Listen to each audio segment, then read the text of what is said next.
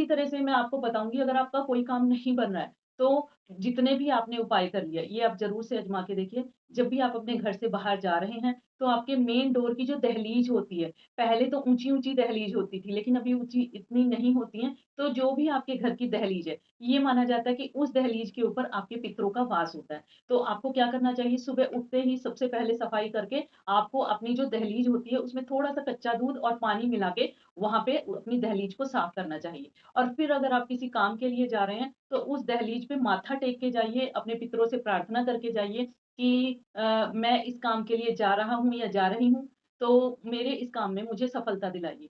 आपका जितना भी रुकावट होगा, आपके काम बनने शुरू हो जाएँगे, क्योंकि आप पितरों का आशीर्वाद लेके जा रहे हैं। जो हमारे घर के बड़े होते हैं, जो हमारे पितृ होते हैं, जब उनका आशीर्वाद हमको मिलना शुरू हो जाता है ना, तो दुनिया की कोई ताकत, कोई ब्लैक मैजिक, कोई नेगेटिविटी ऐसी नहीं होती कि जो हमारे काम के ऊपर भारी पड़ जाए।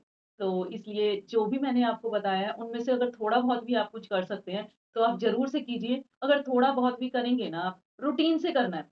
भगवान को सबसे प्रिय क्या होता है? नियम और भाव। चाहे कम कीजिए आप, क्वांटिटी कम रखिए, लेकिन भाव से कीजिए, नियम से कीजिए और क्वांटिटी कम रखने का मतलब ये नहीं कि आपका सामर्थ्य है ₹100 दान करने का, तो आप ₹1 दान कर रहे हो। वो भी एक तरह का पाप माना जाता है। जो आपका सामर्थ्य है, अपने सामर्थ्य के हिसाब से सेवा कीजिए, अपने सामर्थ्य के हिसाब से दान पुण्य कीजिए। क्योंकि जो भी हम दान पुण्य करते हैं, वो हमें मल्टीप्लाई होके मिलता है। तो अब आप देखिए, जितना आपको चाहिए, उस हिसाब से आप दान पुण्य कीजिए। और मैं ये भी नहीं कहूँगी कि मन खुश नहीं है, तब भी आप कर रहे हो। अगर 100 का मन नहीं है, ₹50 का मन है खुशी से, तो आप खुशी से वही कीजिए।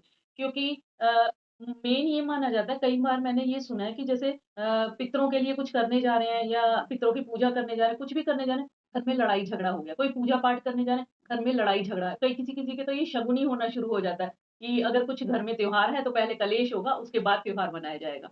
तो ऐसा होता है कि अगर कलेश के बाद त्योहार मनाया जा रहा है, तो उस त्योहार की कोई वैल्यू नहीं। लेकिन त्योहार वाले दिन कलेश ना हो।